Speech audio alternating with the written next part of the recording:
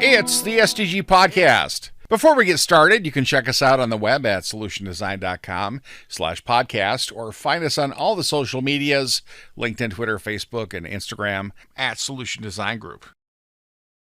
All right. Well, before we get into our topic, let's say hi to everybody. We have with us today the mighty Jared Johnson. Hello. We have the wonderful Akila Cavo. Hello. We have the slightly above average Peter Lawrence. That's me. And occupant, as the mail calls me, Kyle Bacher, everybody. I am also here. And today we're going to talk about AI content slop, just the flood of junk that is pouring into the internet, ruining everything. It was funny, Jared, I was walking by your cube there and you were watching John Oliver. And I said, let's do a podcast, or do you want to do a podcast about content slop? Or I don't know if I called it that. And you were watching him talk about that. It was fascinating timing. I mean, it feels like this conversation is happening in so many different social and political, or maybe not in political circles, in like government, in I think just like data quality conversations. So I was really excited when you said, hey, how about this idea? I think it's really just interesting. The more I kind of peel back layers to this onion, everything from kind of reinforcing bias to just general content creation and just the sheer mass of potentially just idea generating content, and then also potentially dangerous implications, how it's shared on social media, case of like natural disasters and things. Like it can just really complicate, I think, some scenarios and situations, and not necessarily for the better. So I'm not seeing a ton of upsides other than I think watching AI generated Bigfoot images about Yeti and him just traipsing around the countryside is a blast and very entertaining. There's some real kind of implications to, I think, some of this content that's being generated. I do want to befriend a Yeti or a Bigfoot. Akila, you are our quality person. That's the space you work in. What is this going to do to your world? I mean, it's pretty scary because there is a lot of things that we don't know exactly or understand about how this technology works. There is some instances where there's been like somebody playing a AI assistant on one phone and another on another, and they start talking to each other through chirps or like weird sounds that only they understand. And nobody else really knows. Like they found ways to communicate to each other that don't resemble human language, and they can complete tasks quicker. That's really strange and weird. So like when it comes to using things like AI verification for IDs and like, doing that for like, starting to do new things of like ID verification with new laws, things like that coming out.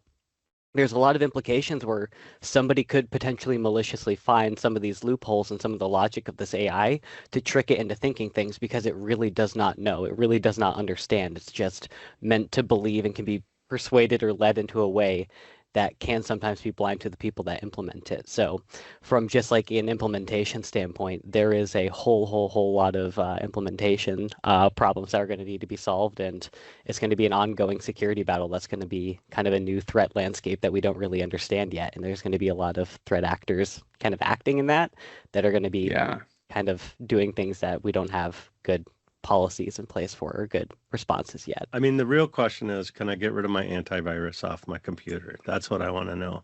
Is AI going to take over all the others all over that space to try to scam me instead of all these viruses and stuff? I mean, yeah. I mean, AI is going to get really good at targeting us. I mean, that's kind of it. Is like, if it knows everything about you, it can craft you the perfect thing to lead you to socially engineer something to like make sure you're going to click on something and kind of lead whatever behavior they want that to be, whether that's going to be clicking on downloading something to get a backdoor on your computer, or just trying to get your credit card information, or just sell you something. Most of the time, it's probably going to be out of profit. I mean, most of these things are pretty capitalist driven. And as we see with all the content being generated, everyone's like, yes, it democratizes people to be able to make anything. But really, the mass adoption of what's being used is just a very small amount of users trying to like mass capitalize on trying to get as much content out as possible to try and generate as much revenue as possible. It's mostly people like not interested in making art. And I mean, there are people using it to make art. It is valid that people are doing that, but like when you're looking at the numbers of it, mostly people are just using to capitalize it. They're just using a way to try and siphon revenue or like build a business or like try and find a way to shortcut getting people's attention. And that's kind of what's kind of coming out. And I just think want my the extra danger, $500. yeah, the complexity is like what is the intent on getting the eyeballs or the action? Like, why are people wanting to create content that gets people engaged and or clicking on certain links or images or viewing content? Like, what's the why behind there? And I think that's where in the right hands that could be great, and getting visibility to brand new ideas or concepts or kind of thoughts might be a great idea, whether it's malicious or otherwise, or if it's just purely just for entertainment purposes. I think there's ways that just the sheer volume of content that's being created using AI and generative solutions, whether that's specific LLMs or tools or prompts, it's going to get complicated real quick. And I think we're already starting to see some of that just in the sheer volume that's getting produced and put out there, and the quality of it is improving as well. Mm-hmm, mm-hmm. I actually have some numbers about some data that I think is pretty interesting. So I was doing a little bit of digging before this, and this is going to be some data that's even a little bit kind of in pandemic era before AI has really started to take off. So just like keep in mind that all this information is just going to be exacerbated like bajillion times more. So pulled an article. It was written and put together by Pierre Nicolas Schwab, but essentially talking about just some numbers for YouTube itself and just kind of the data that's behind it. So in 2021, there was 7,321 videos on YouTube. It's a lot. And that's like the total volume that's on YouTube, over 7 billion. And trying to watch them all, it's difficult. It's very challenging. Yeah. Keeps you up at night. And just the very next year, that number rose to 9,881 million, which is an exponential increase of over 35%, or like pretty much 35, just under that, 35% increase in the total volume of the videos that they have on the platform just in a single year, which means that in a single year, their data storage commitment of what they need to be able to house for their data warehouse for all that video, all that data, 35% increase each year. And then again, this percentage has been increasing exponentially year by year. And this is 2022 numbers. So now continue adding a few more years on that. And now with AI tools just now being able to churn petabytes of data out like it's no one's business. Right. That's crazy. So the implications just of the storage of that, wild. Now, this is going to let's talk about some of the problems that businesses are going to need to face for that, because this is not just a YouTube problem. This is going to be an everywhere that accepts user-generated content problem. Yeah, I will say for everything. I recently set up a new YouTube channel for our new Digital Innovation North podcast, and I had to have a video recorded of my head going up and down. And then I had to provide both sides of my driver's license and go through this whole verification system just so they knew I was a human and a good actor and not some like bot or channel generator, things like that. So we're going to see more and more of that. And it's going to be like security is, it's going to be more and more annoying, taking steps to deal with this stuff. The number I read that by the end of 2026, it's going to be 90% of the content that's generated is going to be artificial. It's going to be synthetic. Mm-hmm. That's frightening. I guess to me, the question is, does that represent just a speed in generation? Are we still going to have the same amount of human generated content? It's just that AI can go so much faster and so much more, put out so much more garbage so much faster that's where that 90% is coming from, and that the human stuff sort of remains the same, maybe builds a little. And I think Yeah. the complexity to even that follow-up question is if the scale of the human generated content is the same, but like the market or traditional mediums are saturated with AI generated content and slop, well, what's my algorithm going to feed me? Is it going to feed me the information or the videos or the audio or the still images that are getting the most clicks and the most views or getting the most shares? It might course. otherwise not be the human generated content. It might be that artificial stuff. Again, assuming that is not great, and I think we're all kind of observing that reality that that is probably not what we want to have happen. But even just zooming out as to like, well, why is that not good? Why is 90% of the content out on the internet going to be a problem if it's AI generated? That's the assumption that I'm living in, but Mhm. I assume that is, right? What's your perspective on that? Yeah. I've I watched mean, the Matrix movie. We just have to figure out how to live in that 10%. it really does just kind of continue to shrink the margin for what is,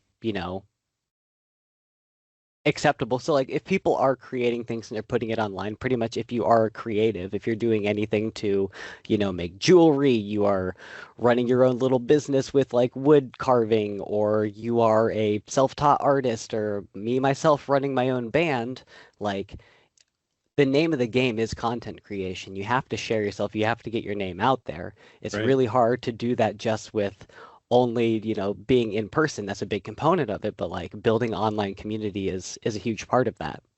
And so when we're talking about Spotify and just kind of like what the data on that looks like, 93% of Spotify artists have under 1,000 monthly listeners, Right. and that is of a total volume of like 7.4 million different artists.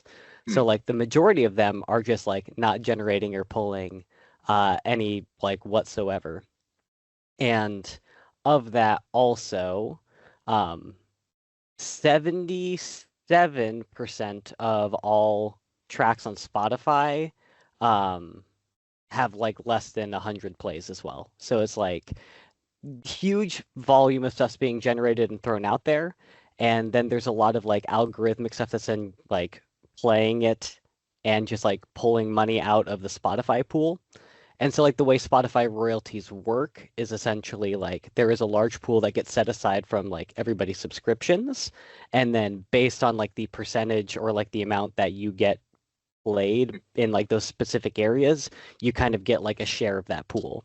And so if there's a bunch of people just kind of like AI generating just a bunch of content and it's a volume game for them, they can just like hit generate, generate, generate, generate, generate. If you watch some of these people in like 2025 with Spotify music, it's like, okay, this person has now put out 18 albums in just this year Yeah. alone. And then they can just, pull and generate, a couple views or listens on those, or like also bot generator, like have a botnet of like stolen accounts roll over those and just kind of like play them as much as possible. It does eat out the livelihood of like artists that are actually generating and putting music out there. It has meant that Spotify's payouts have dropped like 78% over the last 4 years, just in like what they've paid out on like a per play basis. It just kind of Well, means that like being on that platform is no longer tangible. It's just kind of an expression to be there and to like get your name out there, but you can't tangibly make money off of that streaming service anymore. It's a way to publish your music and get it listened to by people that know to go to Spotify to listen to your music, but it's not necessarily a way to find new audience or anything like that, right? You're having to find other creative ways to go out and search out those people to find your voice Yeah, to listen to, right? Yeah, best thing you can do is just use that as a vehicle to try and pull them into your own community, your own social media ecosphere. If you happen to have your own Discord server, which is why like a lot of creatives are now starting to create their own like Patreons or Discord Yeah. things where it's like you pay to then have access to their creative process, their work in progresses, being a part of their like community or like the group of people that kind of all believe in whatever it is they're trying to create and put out. So I think that one kind of revolt or like one pushback I've started to see from this is people starting to like shift a little bit more towards community feeds or like pulling into community versus like being out on the open internet. Because when social media first started, it was all of our friends. We were all connected and all of our timelines were curated by us. following the people that we wanted to see, that we essentially trusted to say, I trust you to put stuff in front of my face. Like you can retweet or you can like Right. share Yeah. stuff and it's going to be in front of me. And we've slowly moved to a point that's like, okay, algorithms are really good at helping us discover stuff. But now that people are trying to capitalize the algorithm to throw stuff in front of us, we're just getting hit with a bunch of slop by just people, filling up every different feed that we can possibly get, Spotify, Discovery, YouTube, Shorts, TikTok, things like that, with just like as much eye-catching slop as possible, just to kind of essentially try and grab and take hold of, this, advertising behemoth that's gone, you know, out of whack. It's worth a lot of money, and the money's there to be taken, so people are going to, of course, try and game the system to do it. And when you have tools that make it essentially free and easy to generate your way there, people are going to take it. And that's what the volume game is going to be. And I think that's where my head went to, as originally like zooming out and thinking like, well, if it's just AI generated content, that's not the end of the world. Like if I'm a jeweler, or like you had said, like I want to create maybe a sample or a visual that might be around a new piece of woodworking that I'm doing. Well, I can concept those out using AI much easier and much faster than it would take for actually like build a proof of concept or a tangible idea. Well, I can just generate these ideas quickly and then maybe get a feel for if the market has an appetite for those things or not. Initially, I was like, oh, yeah, like that's not the end of the world. But when you have social media platforms and things that, again, you can buy that space or those headlines or those eyeballs, that, yeah, you start to get, whether that's natural disasters or individuals that show up in news feeds where otherwise that reality that they're generating isn't actually a reflection of everyone's shared reality, that you're building people in boats or that need saving in natural disasters that otherwise aren't needing to be saved. That's actually taking away from like tangible resources or deploying resources to be able to help people in the case of flooding or something like that. And that's the same platform and tool that first responders or other folks in kind of emergency situations might use to get that information. But if it's barraged with a bunch of other similar looking content that otherwise people can't tell the difference, well, yeah, you're going to have a lot more complexity in the case of, yeah, Spotify, AI generated content, concepts or proof of concepts, and otherwise with tangible crafts and woodworking, or in the case of natural disasters for response teams too. Well, and that was social media's big win at first, right? Was beating the market to that information. And now with the AI slop that's embedding itself in there, it's kind of pushing that worse than it was before. It's now creating natural disasters where they didn't exist before, and they're pretend natural disasters. The Hollywood sign, it's on fire. Oh no. And oh wait, never mind, it wasn't. So and those kinds of things are just, if I'm not in California, I can't go check the Hollywood sign to make sure it's okay. I kind of have to trust. I've been built up to trust a lot of that information because of how it started, organically. And I think we've lost that. And I do wonder when those advertising dollars are going to find that they're not earning back the money that they need to. Because if AI on bots, they don't buy a whole lot of product. They might look at a whole lot of product. They might put a whole lot of product in the cart, but they're not hitting that buy button a whole lot. So I do wonder about that.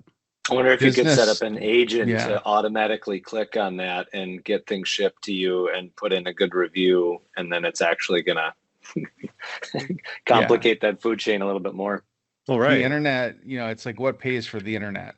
It's SaaS and ad supported content.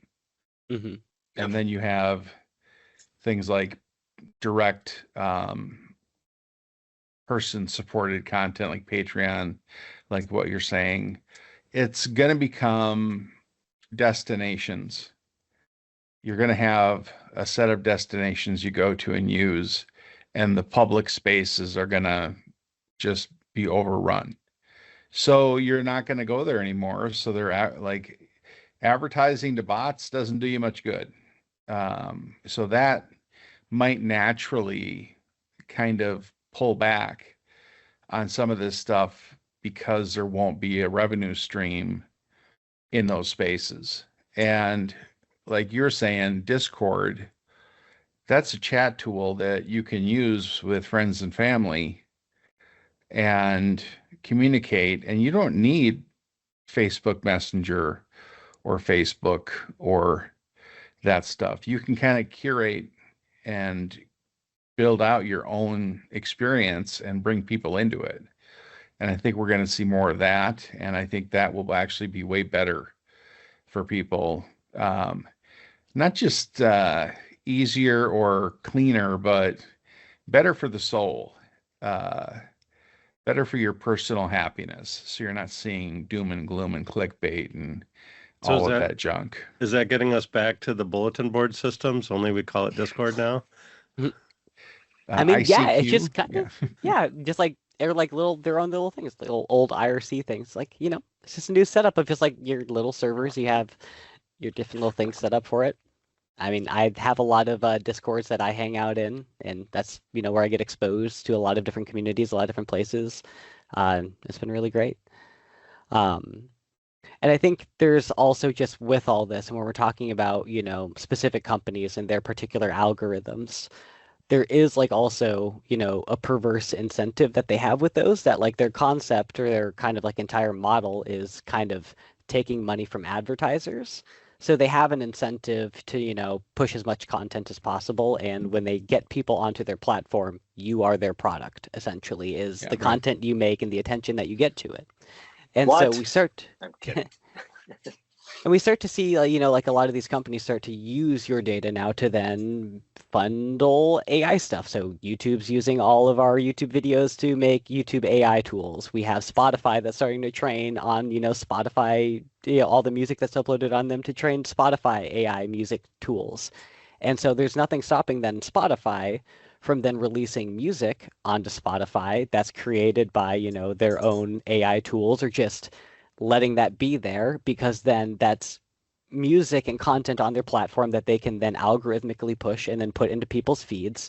And then itself, they can cannibalize on it. It's being generated off of the artists or the people that have uploaded the content to it, but then they're just kind of rehashing it and then sneaking it in to just kind of pay themselves or to like keep, circular economy to like help continue generating content, but like still supporting and pushing their own stuff, their own products, their own tools.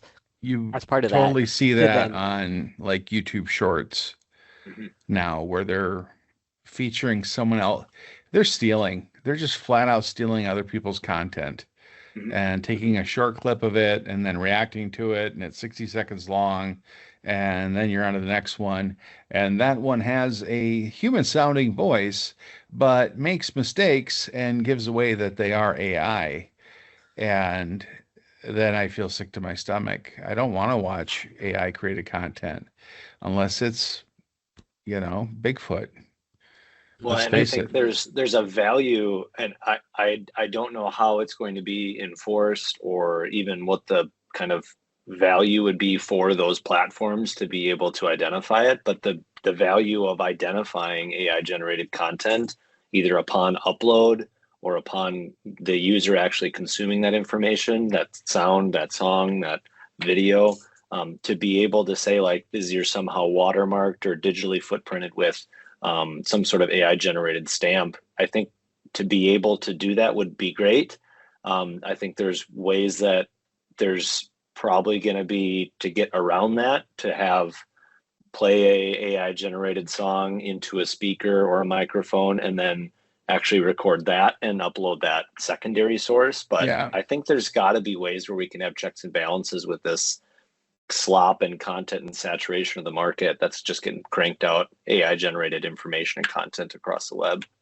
What are the new business problems that this new world will create that need to be solved? So you're a company and your people use the internet and a lot of these tools. Is this another thing? Like security now is a big, huge deal because it's a Yep. big, huge deal. This content slop is is a big, huge deal.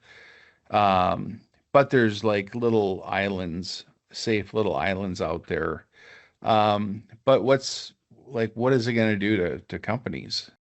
It's a very interesting question because you're right. It's lead like half of the world is racing to take advantage of this, and the other half of the world is racing to figure out how to stop it from taking over the world and becoming so horrible.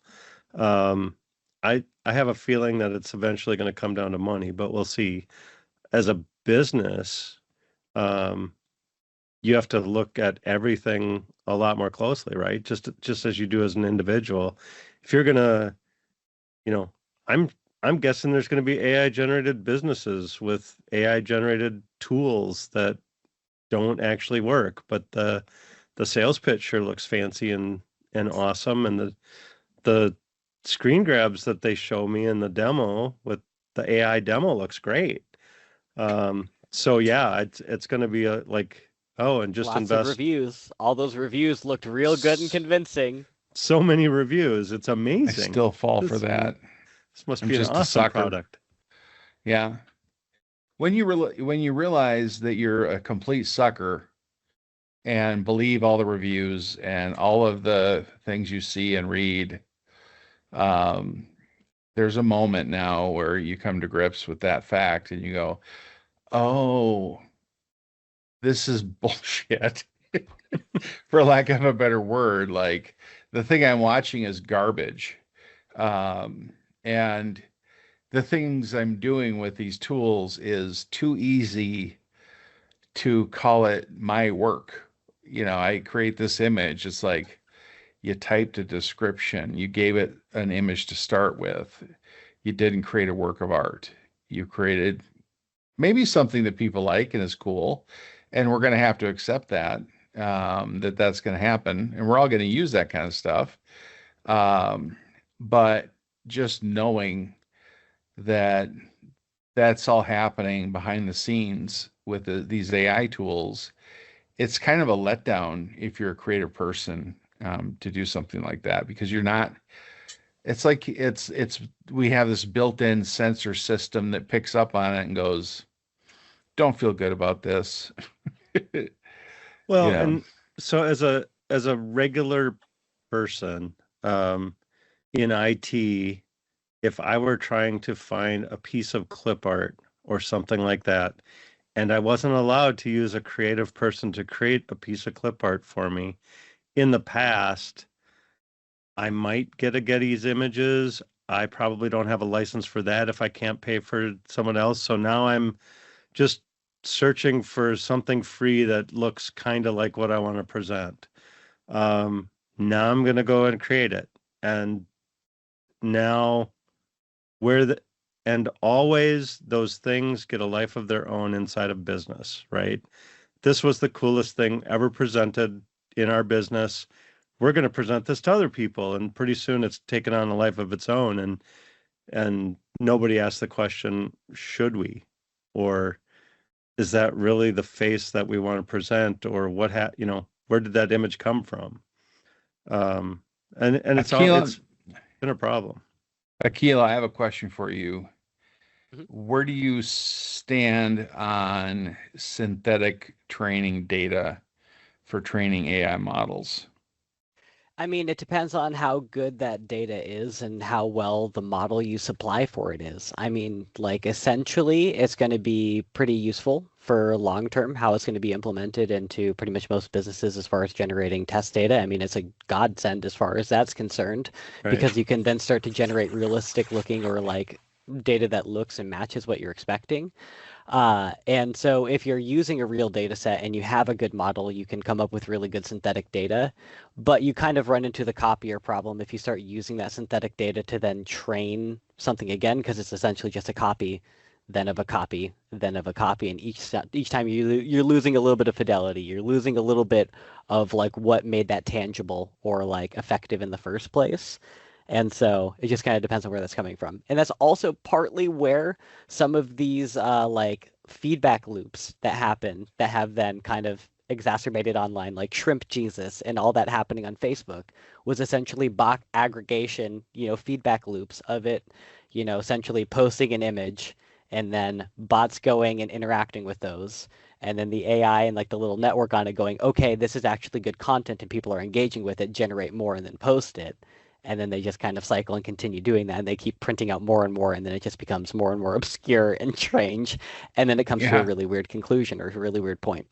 So that's where you have to get to like the point where it's like one of the big things that's going to be one of the most expensive and important parts coming forward is being able to sell and monetize data sets. So like even when you're looking at like, art generators, you're looking at, whatever particular tool, this particular sensor, things like that. If you can train a really good data set or you can sell and monetize a really good data set, that's going to actually be incredibly valuable. And like that's kind of why there's already really big, repositories out on Hugging Face and GitHub repositories around this stuff is because like data sets and kind of being able to open source them, hack them, reverse train them on other data sets like adversarial ones where it's like, that's how DeepSeek was trained was, adversarially querying other AIs and then just kind of building assumptions off of that. Um, that's kind of part of what the game's going to be moving forward. What about, we're testing a lot of real data, Mm-hmm. and reality can be harsh and suck. What about the ability to create like an aspirational data set? It's like, we don't want to create how we are. We want to create how we want to be.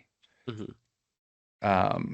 Is that even possible, or am I high? I mean, I don't know. So I mean, it kind of depends on exactly what you're going for and what you're trying to achieve. I mean, in most business processes, as you're going through it, if you can come up with a really good model, you can then serialize it and then work with it pretty well.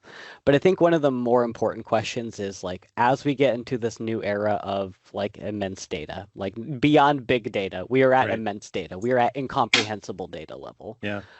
How do we stay lean? How do we stay efficient? How do we stay effective? And how do we keep what's important? These huge LLMs are cannibalizing and eating like all data on the known planet, but then there are models that are emphatically better than them when you train them on a very small specialized data set and put them to a very specialized task. So how can we Right. find these like constellations of expert systems that we develop in very specific things with very important data sets to then achieve what we want? So then the question then becomes, how do we find that important data? And also as a business, if we open up data to everyone and just let everybody upload to us, how do we narrow our like costs that we have to have for that? How can we keep that small? And so like to talk some numbers on that, just like again to recontextualize to YouTube, 93% of videos on YouTube of their 10 billion that are out there have less than 1,000 views. So 93% have less than 1,000 views. And only 3.67% of videos get over 10,000 views. So 3.6 videos get over 10,000 views. And those videos, that 3.6% accounts for over 93% of traffic on YouTube. So Right. 10 billion videos, only 362 million are profitable. And if you want to conceptualize that a little bit more, that'd be like having like a little kiddie swimming pool and you fill that with 10,000 marbles and only 367 of those are going to be tangible. Those are going to be the only ones that are going to be profitable and worth keeping. All the rest of those you're losing money on. So the question becomes, how do you find those important videos? How do you filter those out? And how do you encourage behavior to keep those people in your pool? And how do you filter the other 10,000 that are not helping you at all, that are only being a drag on your business? Except I would spin that the other way, because YouTube was not a service created to get amazing billions of views on a video, right? That wasn't their, I mean, it's not in the name. It's not billion videos, or billion views. It's YouTube, your little like, I got a family video. I'm going to share it out to my family. It's hard to do. When YouTube was created, it was hard to do. And oh, look, now I got a way to upload a video. I can share it to all my friends. Done. This is awesome. Those are still like, is that even in YouTube anymore? Does that exist? I assume it No. does. I mean, kind of, but like really, that's kind of fallen to the wayside. YouTube is now a career. If you talk to young people and ask them like what their like dream occupation's going to be, it's no longer firefighter or astronaut. It's like I want to be a TikToker or I want to be a YouTuber. And like Instagram used to be for like food pictures, and like that's what it was. It's just like hot girls taking food pictures. But like now it's a storefront. Everything Yeah. is just a storefront for a business, like presenting, caption like and like good content, and then influencers like peddling it for lack of a better word. But like that's kind of what it is. Like the community parts of these applications have just kind of fallen to the wayside Yeah. to the commercialization of those products. I used to get Because very the upset business when is I would, expensive. Holding yeah, this many videos and this much content is expensive. They have to pay for it. Right. yeah, I get upset when I would post something on Facebook and I would spend like 2 hours writing it, and it was hilarious. And I put it out there and I get like 2 likes. And then somebody would regurgitate an inspirational like picture with rocks being stacked and a Hang in there. whatever hang in there, yeah. And it would get like 1,000 likes. And it was really disheartening. Like this is what I'm competing with and I'm losing. And I think that's happening like way more now. YouTube, there was a point where they realized that their creators were making too much money and that they wanted that money. And so the YouTube apocalypse happened when they changed their whole business model and monetization model. And then the ads themselves, that those companies, like the way that those ads were being displayed and what video they were being displayed with made a difference, and that changed things. And now we're hitting these points where there's just disruption after disruption, and I think this content problem is a huge disruption um, that will need to be figured out. And I think it's, from a business perspective, it's what is the disruption in our business?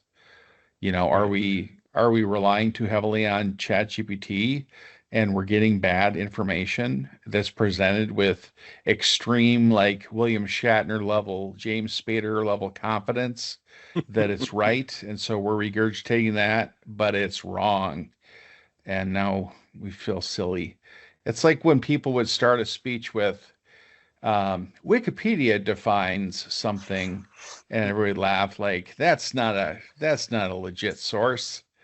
Yeah, I don't know where I was going with that, but I do wonder, like, how much technical debt is going to be created from, vibe coding and other things entering into business. That's going to be I think a point of contention at some point. Like you're going to get, I mean, I've even seen it enter into our own SDG People app where some of the vibe coding choices I don't agree with. I disagree with the choices that the vibe coding made, and it's not as fun to use right now. But But those individual pull requests are so much better documented and described with of those course, auto-generated pull requests. So yeah, it's creating this interesting paradigm that if we're using AI to create or build our custom software, again, for enterprise or personal use or what have you, content creation in general, like one, what does this continue to feed itself with right? either bad coding practices or Yeah, just, again, resolution loss, images or quality of content?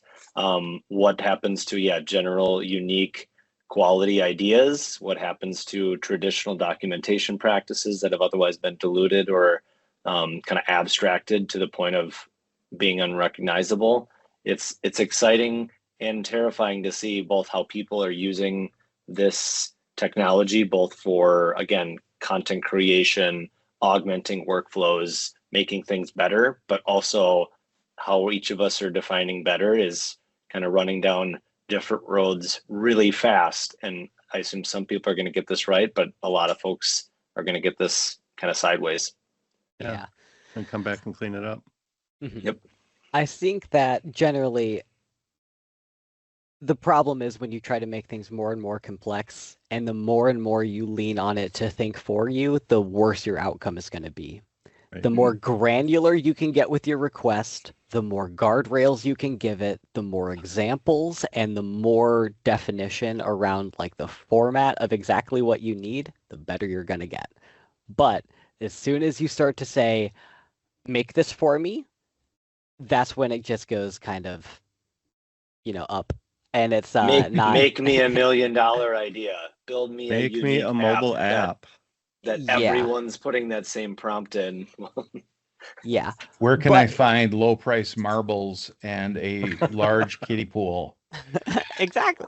But like if you can sit down and say, I have this website, here is my source code thus far that's been documented, and I need to add in a new component. That new component needs to look like this, and it needs to be interactable in this manner. Here are some examples I've found that illustrate some of what I'm looking for. You can hand it that and you get something back that's discrete. It's something usable and you can place it in. It's And a it still fantastic. it's augmented your workflow to go faster. You just have done that with your own collection of requirements and insight, and again depicting a definition of success that, like, again, you're attributing. But yeah, you're able to speed up your own individual workflow and process. And I think that's where it's going to be that kind of superpower or ability to augment your workflow for the better. I watched you build that thing. It blew me away. Use that tool to build that UI, Jared, because you had Yeah, a for our design. listeners at home that have no idea what thing and tool and like I'm a Minnesotan. I say deal. The deal is everything. So that deal you created, that built that deal, that did Yeah, the deal for you us. betcha, Kyle. You betcha. Yeah, what was that Go all about channel. there, Jared? Yeah, UX Pilot, I think is one of the tools out there. Again, as it relates to kind of UI concepting, wireframing, design. There's also, even within the last month, I think some heavy investments within Figma's native tools and application suite called Figma Make or Figma Sites, where you're able to literally just plug in a design system, say, I'm looking for this. I explicitly give it guardrails and inspiration that I'm looking for. And I, again, give it as much definition around what I'm expecting from it on the other side. And it produces, albeit at this point in its quote unquote AI beta version, a bad version of code, but also a real version of a clickable prototype that I'm able to get stakeholder feedback and inspiration, and it's on brand and mimics existing products and services and systems that are already out there. To be able to do that, and again, the expediency in which I can create those ideas and concepts and POCs is way faster than otherwise I was able to do before. So it's going to be a balance between, like, well, what am I going to give this super powered intern or very eager new employee? What am I going to point in what direction, and what's that definition of success going to look like? Because if I don't give it guardrails, it's going to run off and do something otherwise I probably don't want it to. But if I can give it those guardrails and that kind of shepherd along those expectations, it's going to deliver, I think, incrementally towards end of usable product. So You know, you had fun- to have a design system in place, though, for that. That was a prerequisite for the POC that I came up with. Yeah. Yeah. the Peter? other thing that I think you're going to run into is the age-old problem of business sees functional product. When are you going to launch this? And Yeah, all the I already see developers, it. Done? You demoed it on the screen the other day. I right? don't know why that's not live yet. Can we Yeah. put Can't an just, AI like- agent on that? Can you just like hook it up? Can you just like just plug it in? We like, haven't you plugged just- it in yet is part of the issue. We haven't turned the switch on yet. So yeah, the even just the questions around, like, well, yeah, this isn't actually using live or even synthetic data to inform the solution. It's purely generating abstract, uninformed, unattributed to reality sources of data lakes or webhooks or otherwise ability to, like, source information that would even be able to be formatted into a way that makes sense for this UI. But so a stakeholder or subject matter expert sees this version or this high fidelity prototype and let's pour gas on that. It's basically already done. Again, where's that on switch? Let's make that happen. So I think healthy expectations and just an informed discussion around, again, a universally understood reality as to, well, what is the thing that we have in front of us? What can it do? And exactly what can it not do at this point? And what questions do we have to make this a reality? But at least there's an artifact to be able to react to around how do we make this happen? Or again, hopefully further that conversation around expectations of future success that we're going to be able to align on. I think AI enablement is a product where we could go in and kind of look at their whole footprint and say, well, you've got all this, you've got a design system, you're ready for this thing, and this is what it's going to do for you. If you want to do more, then there's this other thing. If you want to have really, really good data for your people to access, maybe we'll bring one of these tools on site so that we can pick the models, we can make the front end safe for our people and use the right stuff we find out there in the interwebs. I use Claude. I use Claude AI. I use ChatGPT. I just started using Perplexity, which I really like. Love that one because it sources all the information that it gets and it says, this is what we think is the right answer. And we got it from over here explicitly. Yeah. I'm considering paying the $20 a month for it, and that'll put me up to 40. I'm not paying for Claude because Claude is just a sycophant. It's like, stop. It's over the top. I'm not that great. You don't have to keep praising me.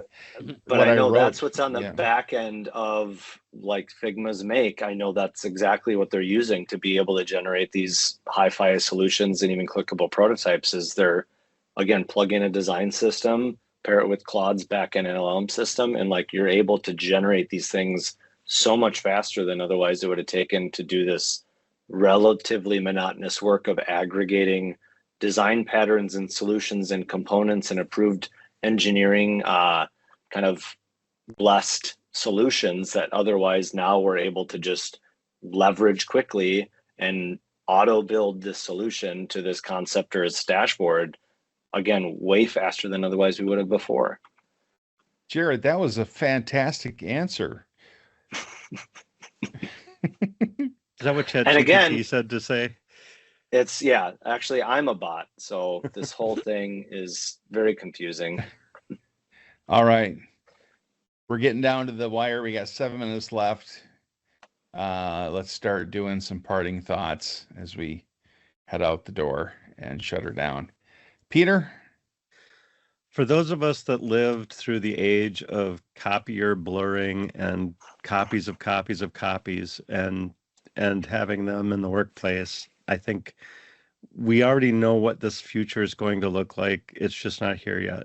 So I hope it gets there fast, and I hope the tools get stronger. But I do worry that we're just going to be blurry from now on.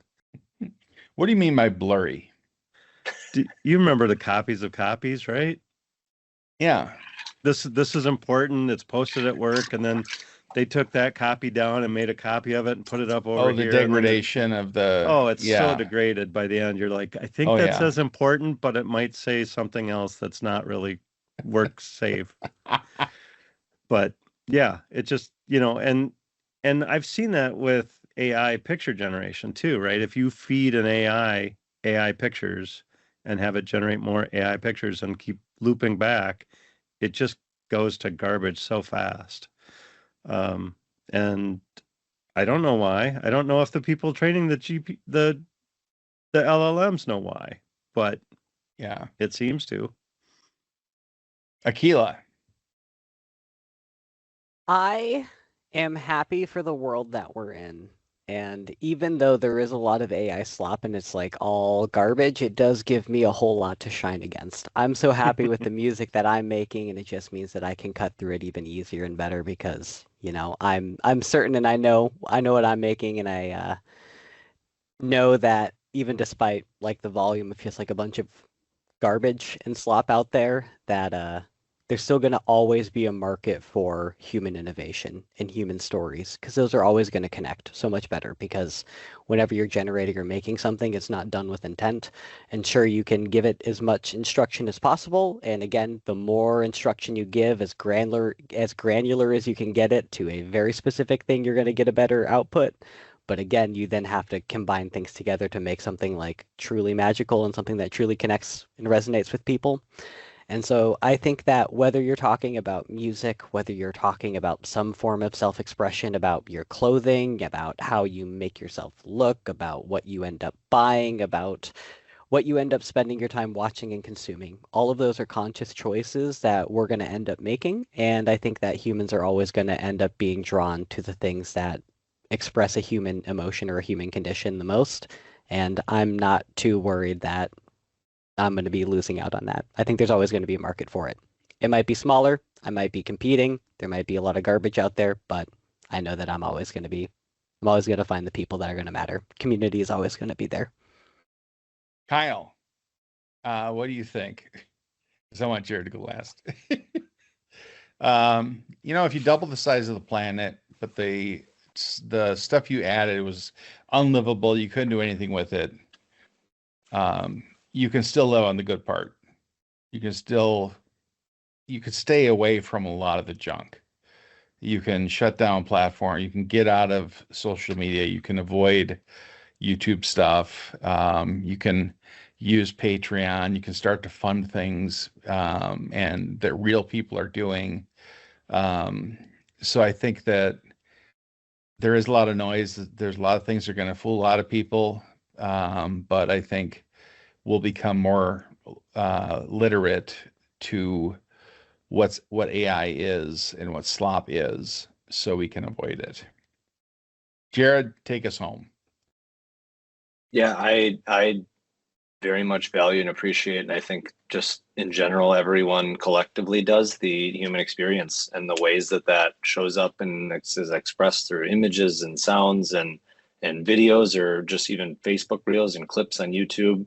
I think we're going to continue to gravitate towards authentic versions of that, and I think it's going to continue to charge towards synthetic or artificially generated versions of it. But I think probably with some hiccups, some speed bumps, and some complications at scale, we're probably going to run into as a general society. I think we're going to be able to find those good spaces still on Earth, and those groups and communities that we're going to be able to foster and build and grow with, again, authentic human connection. So I'm excited that, again, we're going to be able to continue to disseminate, learn, and hopefully build up some guardrails to be able to navigate that easily.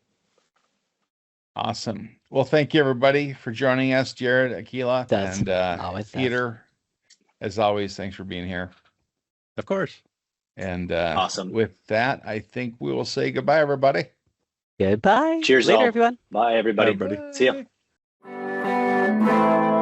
Solution Design Group is a digital product consultancy in Minneapolis. Check us out on the web at solutiondesign.com, or look for us on Facebook, Twitter, LinkedIn, and Instagram at Solution Design Group.